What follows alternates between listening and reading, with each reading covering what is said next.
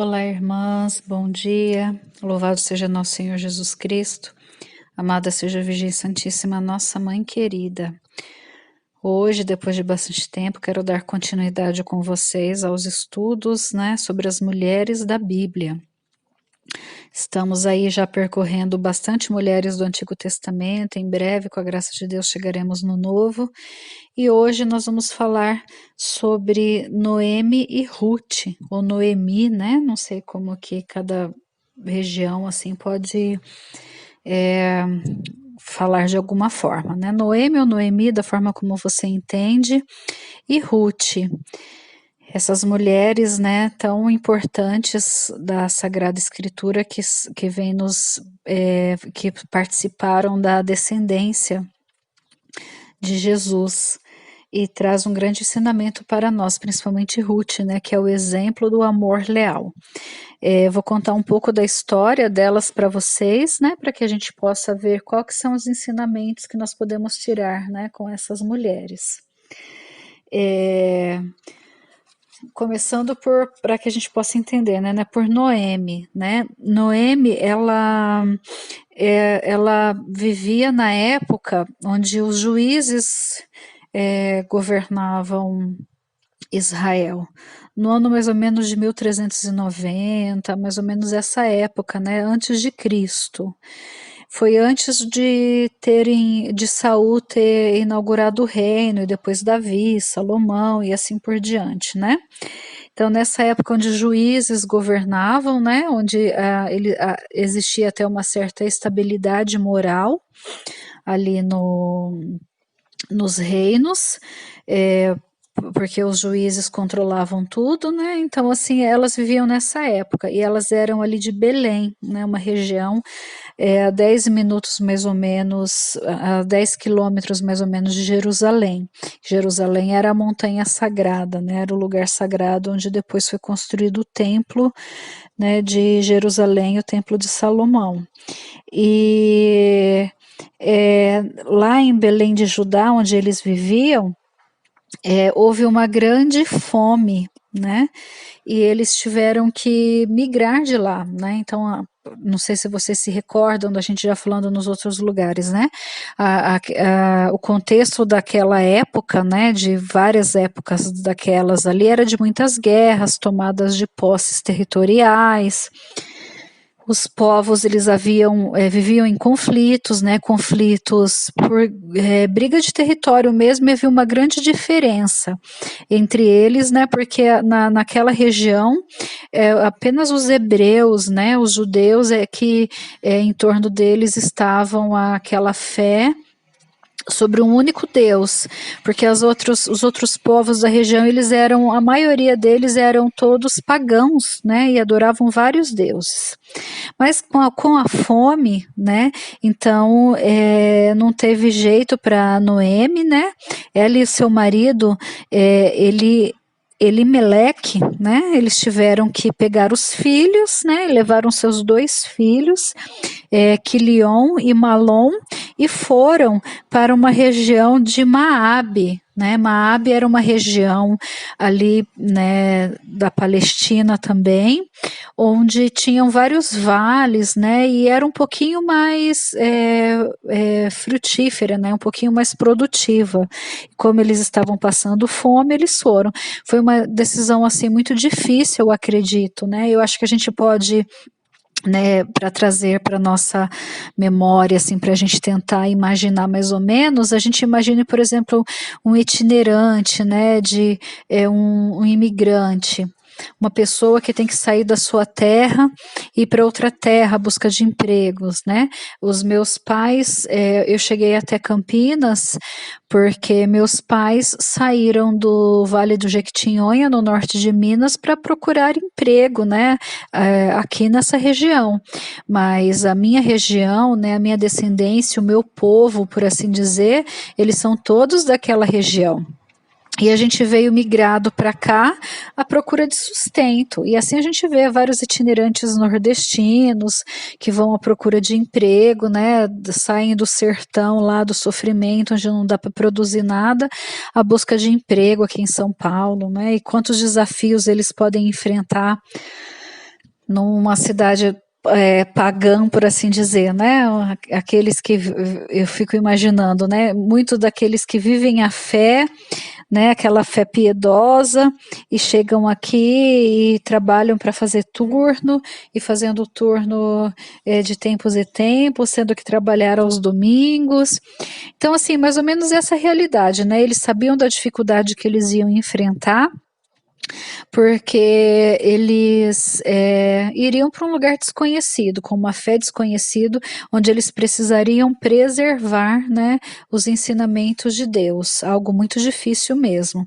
Então eu imagino o sofrimento de Noemi, né, de primeiro assim, ela como mulher, que é muito mais afetuosa, ligada aos seus, ter que ter deixado a sua terra, o diferente que ela teria que enfrentar, ser estrangeira em uma outra terra, né, mas ela tinha seus filhos, precisava educar os filhos também, sustentá-los, né? Então precisava dar comida para eles e ter que enfrentar os desafios de manter a fé onde existiam essa questão, né, de deuses pagãos, porque dizem que o povo moabita, eles adoravam vários deuses, e o mais importante deles era Quemós, que inclusive eles faziam sacrifícios humanos, né, sacrifícios de crianças. Então era uma religião assim realmente muito difícil, muito adversa. Mas a gente vê como que Noemi, ela manteve a fé quando a gente vê lá no livro de Ruth, né, os ensinamentos e tudo que a gente vai ver sobre Ruth. Então aconteceu que lá, habitando a terra de Maabe, os filhos de Noemi, Quilion e Malom, contraíram matrimônio com duas moabitas, né? Aí já deve ter sido um sofrimento para Noemi, porque segundo a lei, né, de Israel, né, os ensinamentos deixados para o povo hebreu, eles não poderiam contrair matrimônios com povos pagãos, né, para que preservassem a fé. A gente vê, né, o quanto que quando a gente estudou lá sobre Sara, né, sobre Rebeca e Isaac, o quanto que Jacó percorreu vários caminhos para encontrar uma esposa, né, para os seus filhos, o quanto que Abraão garantiu que Isaac pudesse ter uma descendência da sua linhagem. Então a gente vê o quanto isso era importante. E o fato dos seus filhos terem contraído matrimônio com mulheres pagãs, né, já deve ter sido assim motivo de grande sofrimento para ela. No entanto, assim, né, a gente vê de uma doçura muito grande, porque o que aconteceu? Aconteceu que ela ficou viúva. E depois de ter ficado viúva, ela também perdeu os dois filhos, né? Então os dois filhos também morreram. Então eles estavam passando por um momento muito difícil na família. E como vocês se lembram que eu já havia ensinado, quando uma mulher ela fica viúva, né, e ela não tem filhos, ela é como se fosse a escória da humanidade naquela época, né, porque ela não tinha ninguém por ela, porque a mulher, ela era como se fosse uma propriedade ali, né, era o povo vivia numa geração patriarcal, né? Então, assim, a mulher ela era dada em casamento e o homem se casava. Então, quando uma mulher ficava viúva e sem filhos homens, ela ficava praticamente abandonada e sozinha. Né? Então, assim, elas se viviam numa situação de tragédia entre elas, né? Então, Noemi não sabia mais o que fazer.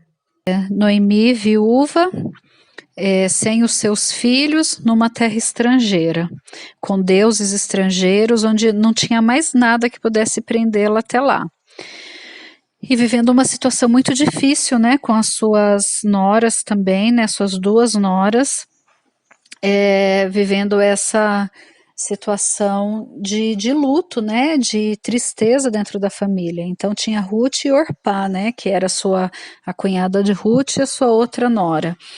E ela ficou sabendo, né, que em Belém, que Belém voltou a ser conhecido como a casa do pão, né? Porque a fome tinha passado. E ela pensou assim consigo mesma, né? Não me resta nada aqui, não tenho mais nada a fazer nessa terra estrangeira, porque existia uma dificuldade muito grande para o povo, porque existia um preceito em Israel que todos os anos, de tempos em tempos, o povo precisaria ir até o local sagrado adorar. E eles estavam num local distante onde não tinha um templo, né, onde não tinha um local de adoração. Então ela, na sua viuvez, na sua tristeza e na sua condição, né, essa condição social de viúva, que era como se fosse uma situação, para vocês entenderem, muito marginalizada, ela resolve então voltar, né, para sua terra de origem, voltar para Belém.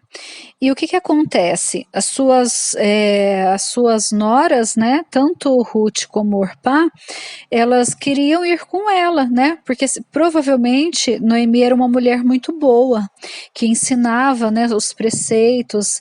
Imagine, né, a gente vê assim, eu sempre costumo dizer para todas, né, em todas as minhas pregações, com as pessoas que eu converso, né, que Deus ele é muito irresistível, né, que Jesus ele é irresistível, que Deus ele é muito sedutor.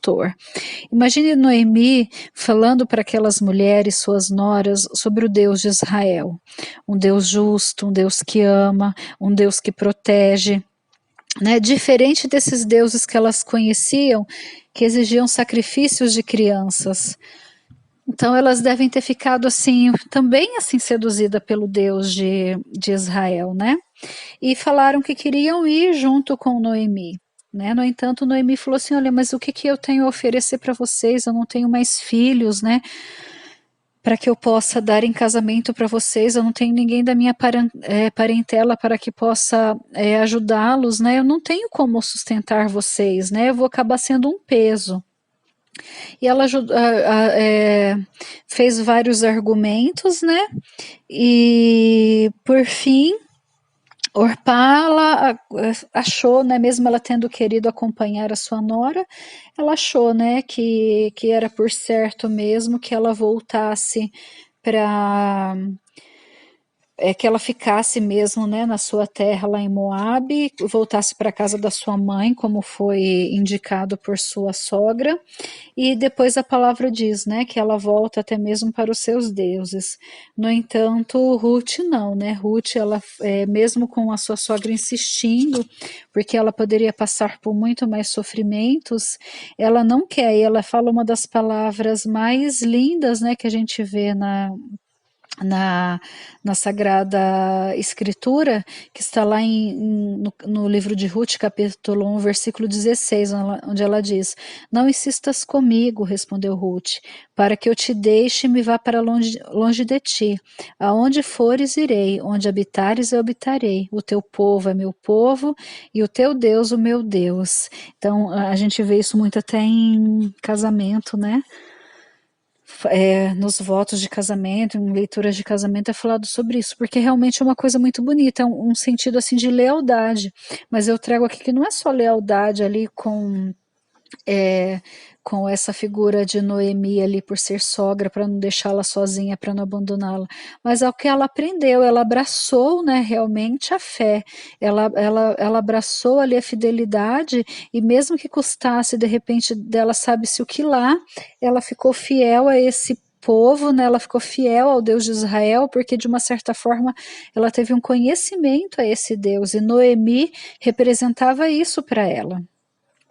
E ambas então elas partem para a casa, partem para Belém, né, para a terra delas.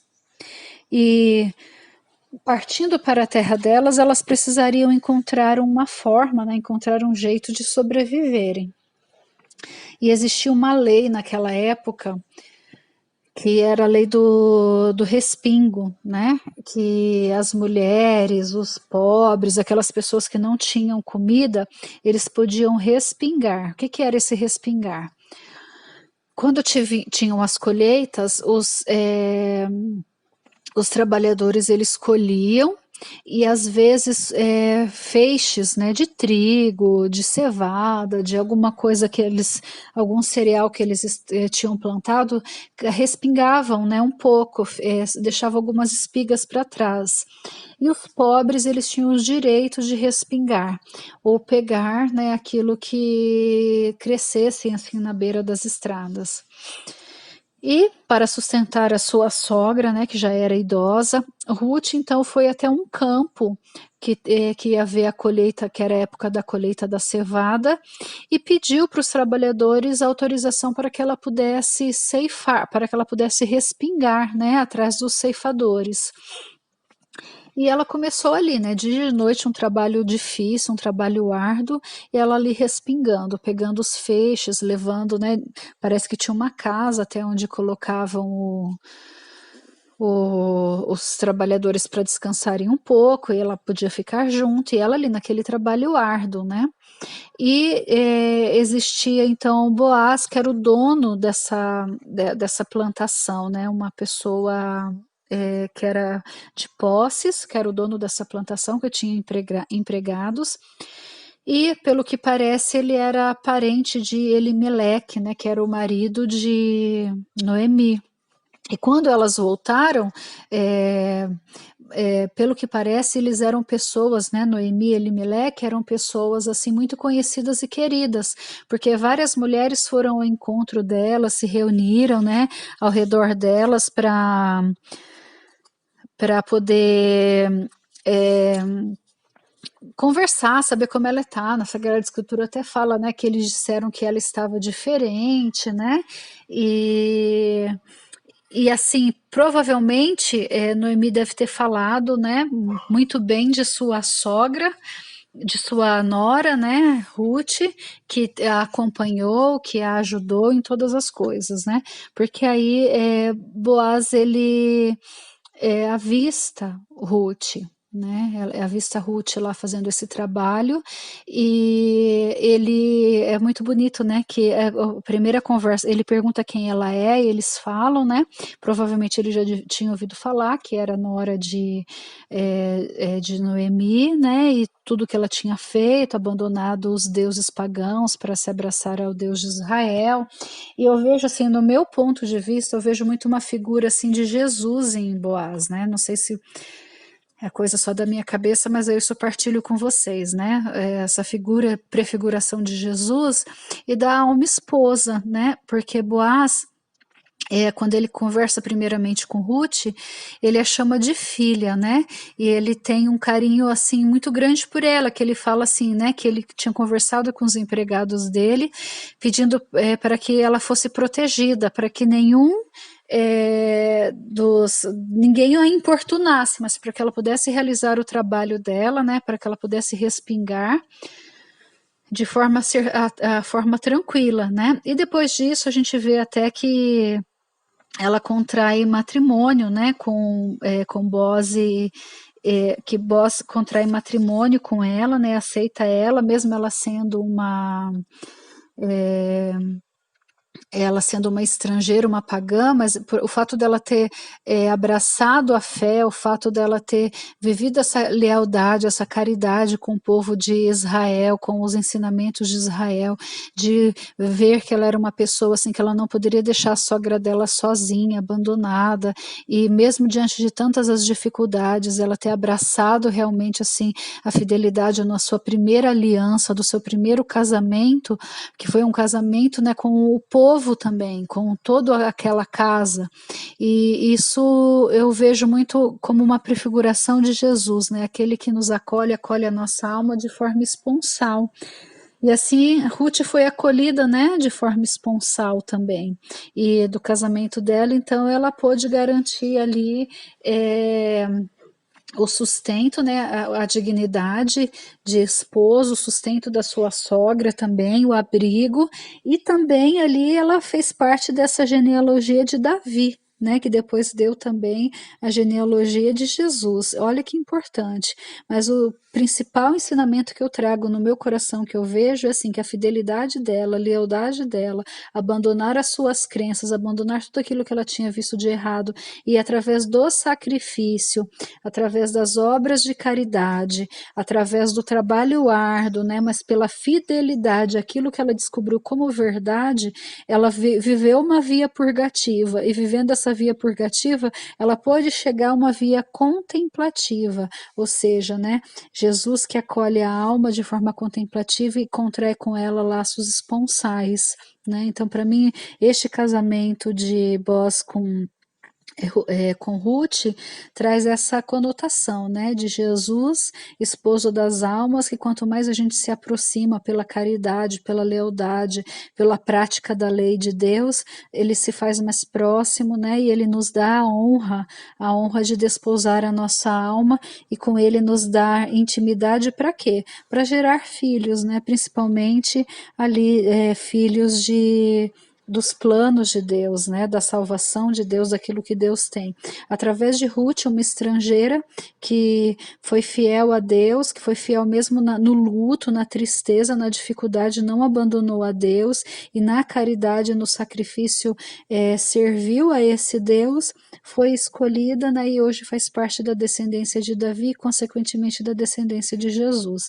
Então esse é o ensinamento dessas mulheres que eu trago para nós, né, que deixarmos também os nossos deuses pagãos, né? Nós que muitas vezes somos cristãos, mas que no nosso coração ainda existe muitos outros deuses que tomam o lugar de Jesus em nós, seja o trabalho excessivo, seja o nosso próprio esposo, a nossa casa, os nossos filhos, e quantas desculpas nós damos para tirar Deus do centro, né, e colocar outros lugares como deuses em nós, né? Deus é tudo aquilo que vem em primeiro, a gente toma como Deus tudo aquilo que vem em primeiro lugar na nossa vida. Se o nosso trabalho vem em primeiro lugar, se a nossa felicidade vem em primeiro lugar, se o nosso marido, nossos filhos vêm em primeiro lugar e a gente nunca tem tempo para Deus, né? Então nós ainda somos pagãos, nós ainda não estamos vivendo a autenticidade da nossa fé. E ainda que sofra, ainda que doa, ainda que seja difícil, nós somos chamados ao exemplo de Ruth, né? A rejeitar tudo para nos converter. E se nós vivemos já na graça de Deus, na fidelidade de Deus, com Deus sendo o nosso tudo, nós somos chamados a, como Noemi, a propagar esses ensinamentos, né? Porque ainda que na desgraça, ainda na tristeza, sermos essa doçura de Deus, sermos essa fidelidade aos ensinamentos de Deus, porque aí nós jamais seremos abandonados pelos nossos. Amém, minhas irmãs, louvado seja nosso Senhor Jesus Cristo.